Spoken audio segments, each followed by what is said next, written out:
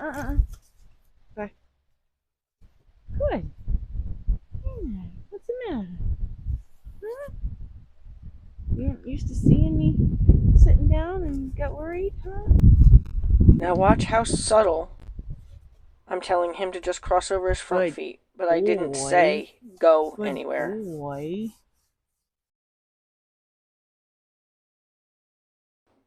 Now watch, as he comes around the corner, he's going to ask me a question. He's going to look to me for guidance. There, he asked the question, and I was ready to answer his question by pointing straight ahead to tell him to go straight.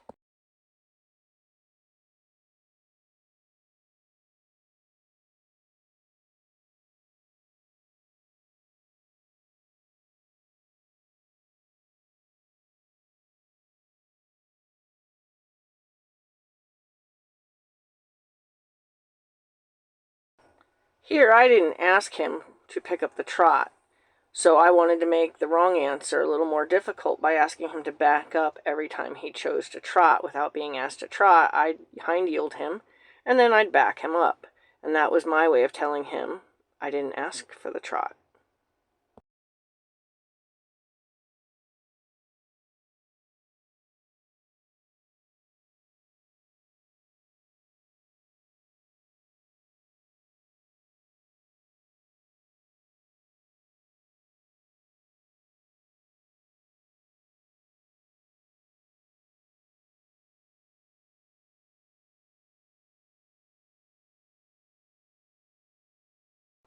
Now here, as I raised my hand forward, I gave him permission to pick up the trot and maintain the trot.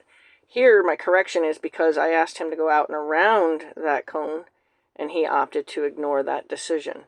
So, I'm going to tell him again, I need you to go out and around that cone.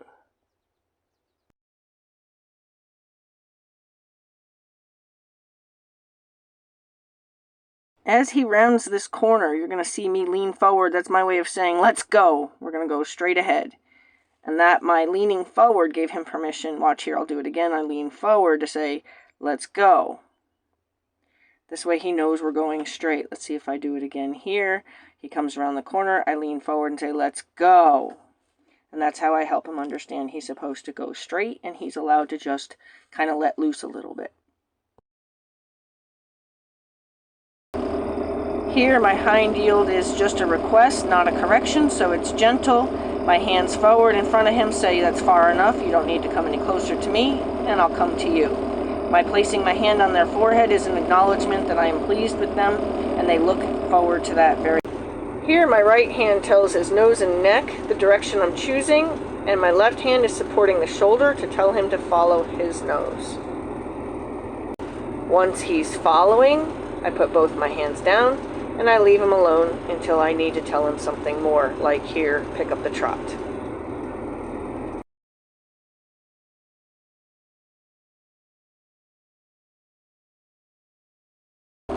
Here, when I lean my body forward, I take it up a notch and ask for the canter. He's such a good boy. He got a little excited, so I had to tell him that's all I wanted. It was fun. Back up, get on my personal space, and I'll come to you.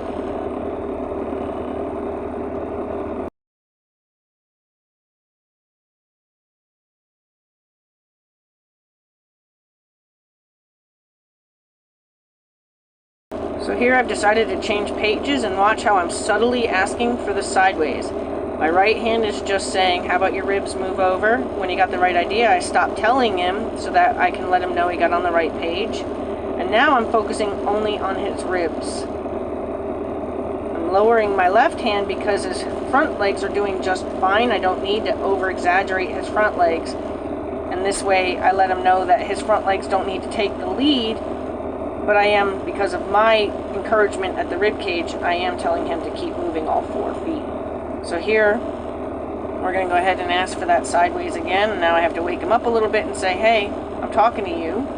And now I turn it right back down. Slight wiggle with my left hand is to keep his front feet from coming forward. And my right hand is telling his ribs to move away. Good boy.